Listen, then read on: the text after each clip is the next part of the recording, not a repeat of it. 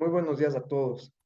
Nos encontramos ya aquí listos para la segunda sesión, en esta sesión virtual de aprendizaje, correspondiente pues precisamente al tema teoría del entrenamiento deportivo, estructura y control del entrenamiento deportivo.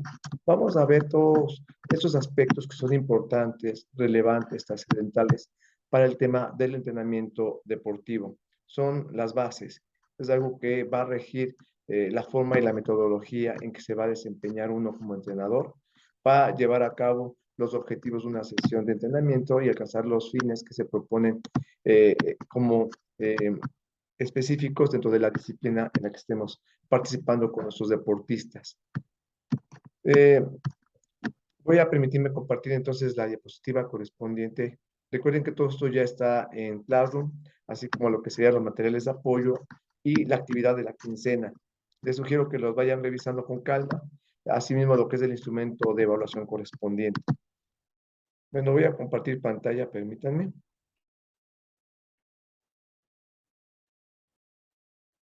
Bien, aquí está la presentación de la sesión. Mi nombre es Antonio Molina Jiménez, ya nos conocemos, la forma de trabajar igualmente, y además ya se explicó en la primera clase. Bien, ya dijimos que el tema es de la teoría del entrenamiento deportivo, estructura y control del entrenamiento deportivo.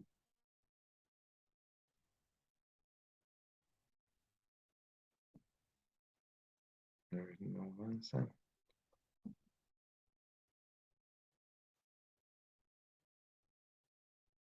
Mejor, permítanme, no quiere. Ah, ya. Bien, las metas, tenemos conocer aspectos y elementos de la teoría y la metodología del entrenamiento deportivo, comprender la estrategia motriz en el ámbito de la praxeología motriz, identificar los métodos y las prácticas propias de la iniciación deportiva y el deporte escolar. Esta es la temática que tiene que ver con la estructura y control del entrenamiento deportivo, las variables que existen precisamente, la preparación física que se da dentro de la planificación del mismo, los principios que se manejan, las teorías sobre las cargas de entrenamiento, la sesión de entrenamiento y los métodos para la condición física, el entrenamiento, competencia y recuperación, fatiga y sobreentrenamiento. Y dentro de esta temática está considerado el significado neuropsicológico del control postural, que es parte de la tarea que ustedes van a desempeñar para esta quincena y que los materiales ya están en plataforma. Bien, acá podemos ver que la estructura y control del entrenamiento deportivo, pues está en torno a lo que es la calidad del entrenamiento.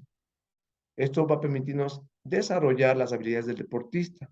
Son factores que se involucran para que exista esa calidad del entrenamiento, lo que es las instalaciones y los equipamientos, que debemos de conocer y disponer de estos materiales, de esta infraestructura. Los conocimientos y personalidad del entrenador, que es algo que ustedes están ahorita haciendo. Se están formando, están adquiriendo los conocimientos necesarios. El rendimiento del deportista. Entonces, debemos de ver que logra un rendimiento dentro de este entrenamiento y que vaya permitiendo adaptaciones de crecimiento en su desempeño. Hay que tener conocimientos de las ciencias auxiliares que van de la mano con el entrenamiento, puede ser fisiología, puede ser biomecánica.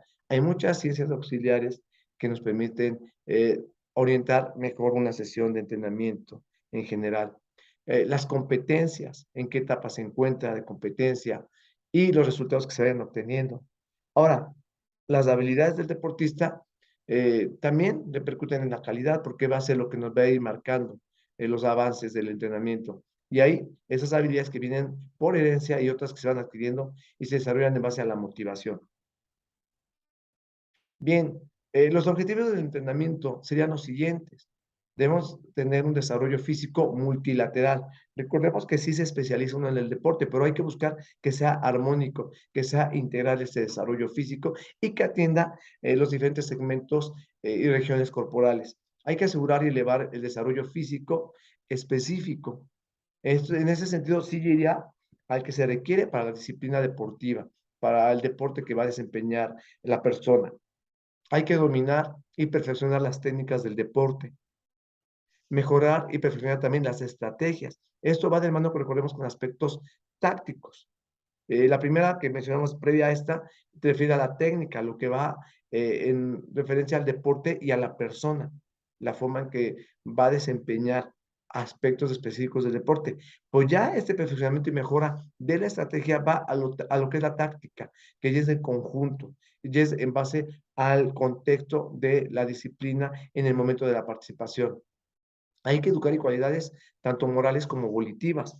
Entonces, en ese sentido, debe de haber esas cualidades que nos permiten conocer y respetar, por ejemplo, las reglas, tener la voluntad y las ganas de participar y ganar, obtener un buen resultado, porque todo esto va a motivar precisamente esa participación.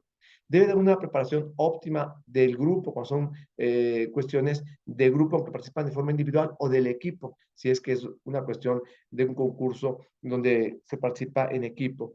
Hay que fortalecer el estado de salud. No podemos exponer a que nuestro deportista vaya a participar si tiene algún padecimiento de salud. Entonces debemos de buscar que también esa misma salud con la que va participando, tanto en los entrenamientos como en las competencias, sea la óptima, se mantenga. Por lo consiguiente, vamos a prevenir lesiones y algún problema médico en el deportista. Debemos de tener conocimientos teóricos, prácticas y experiencias previas. Y si no se tienen, bueno, hay que tener lo que habíamos hablado previamente, los conocimientos necesarios, como para ir adquiriendo esas experiencias, ponerlas en práctica y tener, pues, precisamente ese sustento teórico que nos dé la fortaleza para que poco a poco se vaya adquiriendo estos aspectos de práctica y experiencia. Hay que integrar todas las cualidades, los hábitos y las habilidades. Acá nos hablamos entonces de que tenemos que ver todas las capacidades que tiene nuestro deportista, tanto coordinativas como condicionales, las generando, darle multiplicidad de experiencias, diversidad de práctica. Pero todo esto va a ir tendiendo, obvio, a una especialización y a características muy específicas de la disciplina deportiva. Entonces, acá vamos a ver, por ejemplo, Bompa, cómo clasifica las habilidades según algunas de las propuestas. Y podemos ver que existen diferentes autores y que esta clasificación va a tener un criterio. Por ejemplo, destacaremos lo que marca las tablas. El autor Friedrich Jahn, fundador de la gimnasia alemana, clasifica los ejercicios de acuerdo con la imagen del sujeto. Entonces, este criterio nos va a decir que hay deportistas con base en material que emplea. Ahora, Lesart nos habla, por ejemplo, de una clasificación que divide en tres, los ejercicios en tres grupos. Primero, los simples, como la calistenia, por ejemplo. Después, en segundo lugar, más complejos y con procesión de cargas. Nos hablan, por ejemplo, acá de luchas, saltos. Y ya en un tercer grupo va a estar los ejercicios complejos. Entonces ahí podemos ver el esgrima, patinaje. Granting nos habla de que se distribuyan al deportista según el deporte que practique, según las capacidades que se requieren. Entonces pueden ser acá deportes individuales, conocemos cuáles como el atletismo, la gimnasia, el box, y deportes de equipo. Hay muchos, el fútbol, el básquet, el voleibol. Y también nos dice que según la fuerza, la velocidad, la resistencia o la coordinación. Estamos hablando de las capacidades físicas condicionales primeramente, que son más relevantes de las disciplinas, que más inciden, y por supuesto la capacidad coordinativa, que está inmiscuida en diferentes grados, sus diferentes opciones de habilidades que hay que desempeñar. Para Fardel nos habla de habilidades deportivas que disponen en tres grupos de ejercicios. Acá nos estaría él hablando de lo que serían habilidades cerradas, eh, habilidades abiertas y combinadas. Las habilidades cíclicas se aplican en un proceso como el de la marcha atlética, la carrera continua de resistencia, la natación, el ciclismo. Son movimientos repetitivos que de alguna forma precisamente generan un ciclo, de ahí su nombre. Hay habilidades acíclicas, en donde precisamente hay diferentes etapas en el proceso de la habilidad y que, bueno, acá podemos ver precisamente eh, que se observa, por ejemplo, en los lanzamientos de disco, en el lanzamiento de peso, de bala, en algunas actividades como el boxeo, el esgrima, la gimnasia artística, deportes de equipo, donde las habilidades precisamente son acíclicas. Ahora bien, podemos ver por último las que serían las combinadas, que en ese sentido, esas habilidades combinadas estaríamos hablando de que existen movimientos cíclicos seguidos de movimientos acíclicos, como son lo que es el salto en atletismo, el patinaje artístico, el salto de potro en gimnasia, ejercicios acrobáticos, el salto de trampolín, que combina habilidades cíclicas y también combina habilidades acíclicas en este tipo de ejercicios. Bueno, después de esta clasificación, podemos ver acá que hay una clasificación también según los deportes. Esto, bueno, lo tienen ustedes en los materiales. Recuerden que es un video de aprendizaje, ya llevamos cerca de la mitad del tiempo, entonces les recomiendo que lo lean con calma para que vean cómo se clasifican. Eso es muy complejo. Lo vimos en su momento cuando vimos la definición del deporte. No se pueden de acuerdo todos los autores. Entonces, igualmente para clasificarlos hay muchas opciones, muchas tendencias, muchos autores. Acá estamos viendo lo que correspondería a esa clasificación, que en total son esas primeras cuatro y las siguientes tres que se nos darían siete, dentro de lo que sería el cuadro de clasificación de los deportes. Y eso sería en base a lo que nos maneja Gandelsman y Smirnov, que son dos autores que trabajaron este tipo de cuadro. Ahora, hay características de clasificación de los deportes. En este caso volveríamos a Bompa, que nos elabora una tabla de clasificación para los deportes. Y en ese sentido podemos ver que puede ser en base a la finalidad del deporte, puede ser en base a la estructura de los ejercicios, como ya habíamos mencionado hace un momento, por ejemplo, eh, si es intensidad dominante o no, si hay una habilidad biomotora que domine, las demandas funcionales, o sea, los ejemplos de los deportes pueden ser varios y hay varias formas de ir definiendo cómo están clasificados estos deportes en base a esas características. Vamos a enfocarnos un poco más a lo que es el entrenamiento, que sería temas que más me interesaría que abordaran y pudieran dominar, como son las variables del entrenamiento. Entonces, al hablar de estas variables del entrenamiento, tenemos que hablar sin duda alguna de lo que sería el volumen de intensidad, la densidad. Estos son aspectos muy importantes. Ya vimos que en su momento la teoría puede ser general o específica para el entrenamiento. La general, hablábamos de que tiene que ver con un entrenamiento de perfeccionamiento físico y deportivo. Esto va a acercar a los métodos didácticos y procedimientos técnicos. Pues si hablamos de una teoría específica de entrenamiento, se va a relacionar con el entrenamiento de diversos grupos de deportes o disciplinas ya deportivas. Ya es específico por eso a esa disciplina, a ese deporte. Ahora, los objetivos, ya habíamos mencionado también en su momento que son diferentes. Es muy diferente un objetivo general a un objetivo específico. Y en su momento vimos todas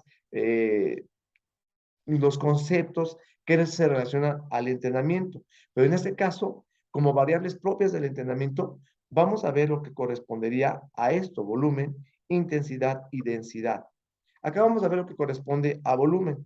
El volumen es la variable cuantitativa que incluye la duración, la distancia o el peso y el número de repeticiones de un ejercicio o elemento técnico dentro de una unidad de tiempo. Entonces, acá vamos a ver que la prioridad va a ser conseguir un incremento continuo de este volumen durante el entrenamiento para que se logre la adaptación fisiológica. Hay dos tipos de volumen, el relativo y el absoluto. Entonces, el volumen relativo va a ser la duración total del entrenamiento de un grupo o equipo, lo que ha realizado. Y el absoluto es una mejor valoración del volumen de un deportista. Va a medir la cantidad de trabajo que realiza de forma individual por cada unidad de tiempo. Esto normalmente se mide en minutos. Entonces, creo que de esta forma podemos especificar a qué se refiere cada uno de los componentes de lo que estábamos hablando ahorita de volumen en el sentido de si es relativo o si es absoluto. Más adelante vamos a ver unas fórmulas. Ahora, por lo que respecta a la intensidad, es el componente cualitativo del trabajo que realiza el deportista en un tiempo determinado. Estamos hablando de la cualidad, la calidad del trabajo, ya no de la cantidad. Y acá podemos ver que cuanto más trabajo ejecute el deportista por unidad de tiempo, mayor será la intensidad. Estamos hablando de trabajo efectivo. Entonces, el trabajo va a ser muscular, El trabajo va a ser del sistema nervioso central. Y cuando requiere mayor concentración, va a determinar la intensidad de este esfuerzo. Puede ser la intensidad relativa o también absoluta. En este caso, la absoluta va a medir el máximo porcentaje necesario para ejecutar el ejercicio. Y la relativa va a medir la intensidad de una sesión de entrenamiento o de un microciclo, partiendo de la intensidad absoluta de la previa y del volumen total del trabajo que realiza en ese periodo que se está analizando. Ahora, vamos a ver cómo se mide la intensidad. Pues hay ejercicios de velocidad. Por ejemplo, nos vamos a medir en metros por segundo. Se puede medir la distancia y el tiempo o el ritmo por minuto. Otra forma de medir la intensidad es actividades contra la resistencia. Se va a medir, por ejemplo, la resistencia en ese sentido entendida, por ejemplo, en kilográmetros. ¿Cuánto se está levantando? ¿Cuánto se está resistiendo a la fuerza que estamos implementando con el deportista? Entonces vamos a decir que son los kilogramos de peso que se levantan por metro contra la fuerza de la gravedad. Otra forma de medir la intensidad es en deportes de equipo. Esto va a estar determinado por el ritmo que determina esta intensidad de trabajo en equipo. Acá hay escalas que nos permiten medir la intensidad de ejercicios relacionados a la fuerza y la velocidad. Entonces vamos a ver que la intensidad va a ir aumentando según el porcentaje máximo que dé resultado. Entonces, una intensidad baja correspondería a 1, 30 o 40%. Una intensidad media correspondería, por ejemplo, a 3, de un 70 a un 80%. Una máxima ya estaría en el número 5 de intensidad, del 90 al 100%, que es máxima, precisamente, y una super máxima ya estaría en el número 6, con un porcentaje de arriba del 100% del deportista en su esfuerzo. Entonces, acá en esta tabla estamos hablando a Harry como ejemplo, que la hizo en el 82. Ahora vamos a ver acá lo que correspondería a las 5 zonas de intensidad para deportes cíclicos.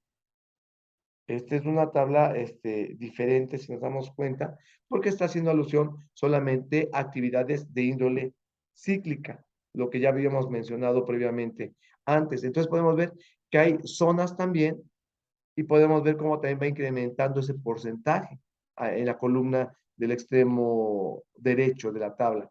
Y podemos ver cómo existe una combinación de trabajo anaeróbico en esas columnas del extremo derecho, la penúltima y la antepenúltima, donde en relación al porcentaje anaeróbico va a ser el porcentaje aeróbico, lo que le reste, o a la inversa, como se quiera analizar. Y hay sistemas de producción de energía.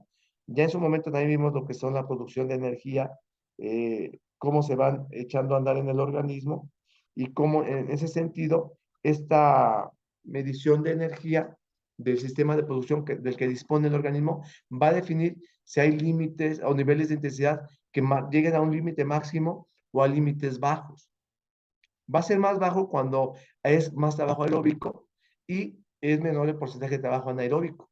Van a ser límites máximos cuando el trabajo anaeróbico es el que tiene mayor porcentaje en relación a el porcentaje de trabajo aeróbico. Esto es en general. Analícenlo con calma. Está muy gráfico este cuadro, esta tabla que elaboró Bopa en el 2003 y viene inclusive la duración del trabajo en segundos o minutos y viene alguna actividad, por ejemplo, de ejercicio físico relacionado a alguna disciplina deportiva en lo que sería la segunda tabla. Y en la primera está el número de zona que tendría de intensidad en lo que él está clasificado para deportes cíclicos.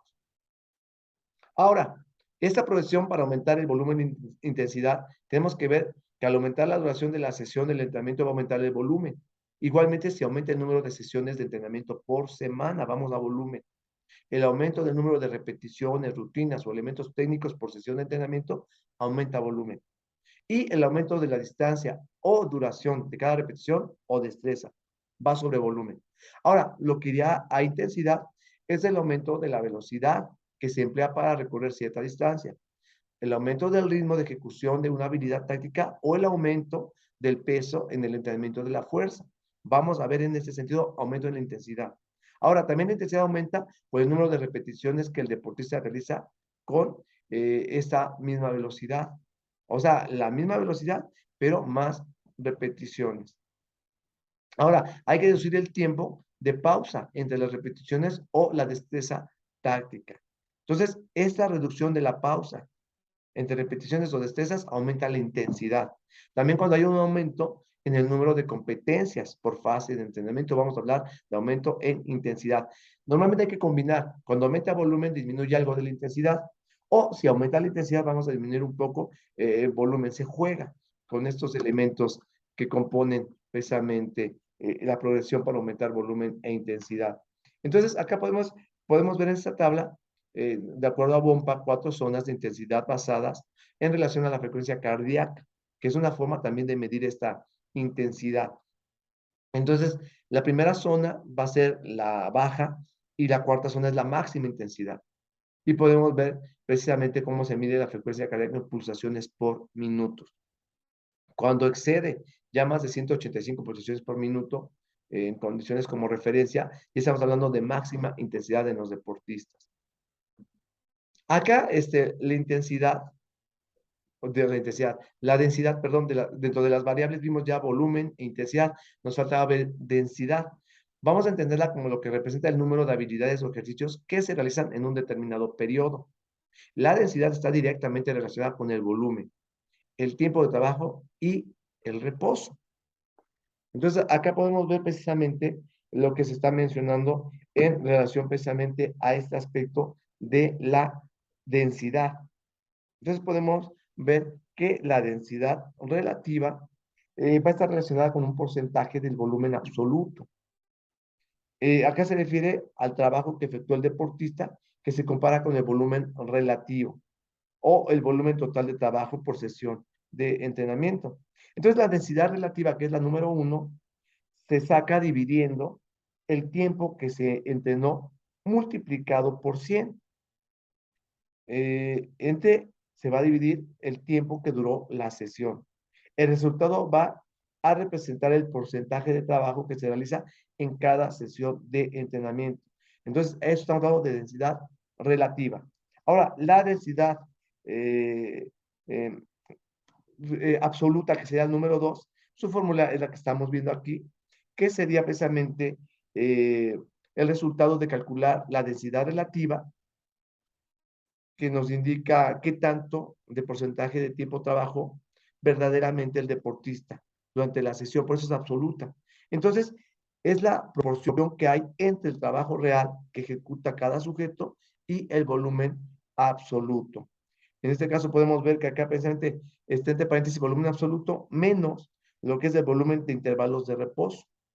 Eso se va a multiplicar por 100 y se va a dividir entre el tiempo que trabajó el atleta, precisamente que estábamos hablando hace un momento de lo que sería el volumen absoluto, que sea el que se trabaja en la sesión de entrenamiento de manera concreta. Entonces, el resultado de calcular esta densidad absoluta nos mostrará el porcentaje de intensidad que realizó el atleta durante el trabajo. Ahora, estos principios los vieron ustedes dentro de lo que es precisamente la tarea que entregaron, lo que nos da Lanier y lo que nos da Bompa, uno en el 93 y otro en el 2003. Lanier nos habla de los principios, que sería aumentar las cargas, que generen efecto de sobrecarga, ya lo conocemos. Unidad entre preparación general y preparación específica, que no se separen, que exista esa integralidad, integración de los procesos y continuidad del proceso de entrenamiento. Siempre hay que ir avanzando junto con variaciones ondulatorias de las cargas. El carácter cíclico del proceso de entrenamiento, no de los ejercicios cíclicos solamente, sino del proceso de entrenamiento. Debe dar especialización, pero al mismo tiempo individualización. En cuanto a esta individualidad, estamos hablando de que se tiene que atender las características del deportista y hay una unidad de la educación y la formación y es importante la toma de conciencia.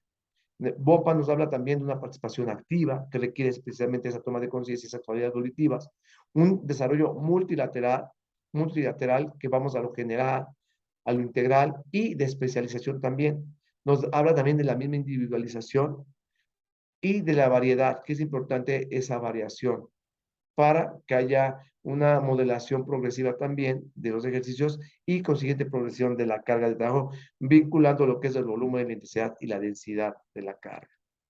Ahora, dentro de las teorías sobre las cargas de entrenamiento, vamos a ver que en general podemos hablar de cargas estándar, sobrecarga, carga escalonada o carga plana.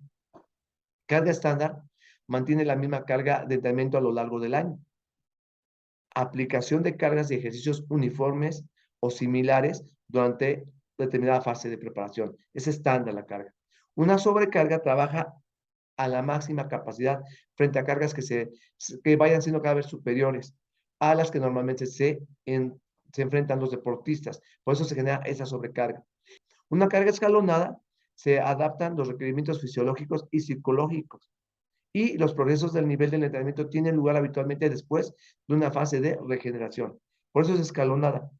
Se regenera y volvemos a aumentar la carga. Ahora hay carga plana, que es muy diferente al estándar o a las mencionadas previamente. Se aplica solamente en la parte central de la fase preparatoria. Veamos en qué etapa estamos hablando. Y se emplea el método escalonado de la parte inicial de esta fase plana. Ahora, esta carga plana va a tener a continuación o se va a planificar una semana de regeneración o relajación. Es lo que le continuaría. Ahora, tipos de las sesiones de asignaturas previas. Ahorita estaríamos hablando de sesión de entrenamiento. Entonces va a haber una sesión de aprendizaje. Después unas sesiones que den a la repetición para que vayamos a las sesiones de perfeccionamiento de las habilidades y a las sesiones de valoración de estos ejercicios que están haciendo, de estas cargas de trabajo que está desempeñando el deportista. Hay medios permanentes de recuperación, hay fatiga y sobreentrenamiento, síntomas como lo que es el sobreentrenamiento, la fatiga y recomendaciones metodológicas para las sesiones, los estados de fatiga. Entonces, esto es lo que se tendría que estar cuidando con lo que es un entrenamiento dosificado, bien clarificado y dirigido hacia objetivos definidos del entrenamiento. Eh, Esto, bueno, ya sería lo que serían las conclusiones de lo que en general hablamos en este video de aprendizaje. Tienen los materiales, repásenlos. Esto es muy breve, muy concreto. Pero bueno, como conclusión, dentro de los aspectos fundamentales del entrenamiento están la calidad y los objetivos del mismo. Existen distintas clasificaciones de habilidades y deportes. Hay muchas. Ya vimos las tablas en algún caso. Las variables del entrenamiento son volumen, intensidad y densidad. Es importante comprender principios del entrenamiento. Ya hablábamos hace un momento tanto de lo que nos propusieron escalonada y carga plana, ya las definimos. Nada más es jugar con esos elementos que nos manejaba cada uno de los elementos que corresponden en el gráfico. Hay tipos de sesiones de entrenamiento, pueden ser de aprendizaje, de repetición, de perfeccionamiento, de las habilidades y de valoración. Eso como conclusión muy general de lo que acabamos de describir. Las actividades que tendríamos ahorita como es clase en línea está el foro. Respondan la pregunta. Ya vimos que esto sería en base a la teoría del entrenamiento que nos maneja Rosana Pacheco, la preparación física. Está la lectura. Léanla con más calma y respondan cómo se relacionan la recuperación, la fatiga y el sobreentrenamiento. Son elementos muy específicos. Recordemos que uno, la recuperación es muy necesaria, es importante. Debemos de generar cierta fatiga, pero sin que lleguemos al extremo de generar el sobreentrenamiento. Entonces, respondan en base a lo que plantea la lectura y lo que ustedes ya conocen previamente sobre lo que es el entrenamiento deportivo. Y la tarea es un cuadro sinóptico del significado neuropsicológico del control postural. Esa lectura está, la 2-3, psicomotricidad de Da Fonseca, significado neuropsicológico del control postural. Lean lo que corresponde y describan su cuadro sinóptico con manera precisa. Analícenlo y resuélvanlo en ese cuadro. Todos los elementos que ustedes consideren necesarios para definir ese significado neuropsicológico del control postural, de acuerdo a lo que nos menciona Da Fonseca. Es el instrumento de evaluación que es una rúbrica en plataforma, revísenlo por favor, y en base a eso, pues, elaboren su cuadro sinóptico que se les está solicitando. Ahora bien, para la siguiente sesión vamos a ver el tema 2 de psicomotricidad, abordaje desde las perspectivas multidisciplinaria y multicontextual. Y vamos a ver lo que tiene que ver con psicomotricidad de la investigación, los modelos teóricos, la definición, diagnóstico e intervención en psicomotricidad. Lo bueno es que es clase presencial, podemos abordarlo con mucho más calma a este video, que es muy breve. Vamos con el tema o subtema de significado neuropsicológico del control postural, tiene que ver con equilibrio, significado neuropsicológico, significados filogenético y ontogenético del equilibrio. Vamos a ver lo que es psicomotricidad y alto rendimiento, los procesos psicológicos y aprendizaje psicomotor involucrados. Y por último, la biomecánica de los movimientos del deportista. Esto acá en la Universidad de Self-Plota México Internacional, Centro de Enlace Puebla. Voy a dejar de compartir para poder ya abrir un poco la cámara nuevamente y dar por concluido, dejar de compartir. Ya no me agarra el mouse, permítanme. Está cargando.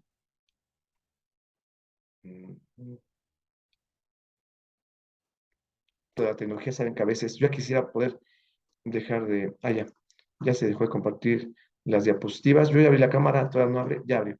Entonces, les deseo mucho éxito en su trabajo, perdón. Elabórenlo con calma, revisen el instrumento de evaluación, ya conocen la metodología, la forma de trabajar, ya se les dijo cómo se les va a evaluar todo el semestre, cada periodo. Entonces, cumplan para evitarse complicaciones con su calificación final. Voy a dejar ya de grabar porque ya estamos pasados de la media hora y pues, bueno, el video se nos recomienda que no sea tan largo, que sea de unos 20 minutos, pero espero que comprendan que son temas algo complejos, lo abordamos de manera muy concreta. Faltan algunos elementos, algunos aspectos que está por ahondar, pero están las lecturas. Y la próxima sesión, que es en línea, que podemos trabajar de manera presencial, a distancia, pues ya lo vamos resolviendo lo que se vaya requiriendo. Muchas gracias, éxito en sus trabajos y en sus demás asignaturas. Hasta luego.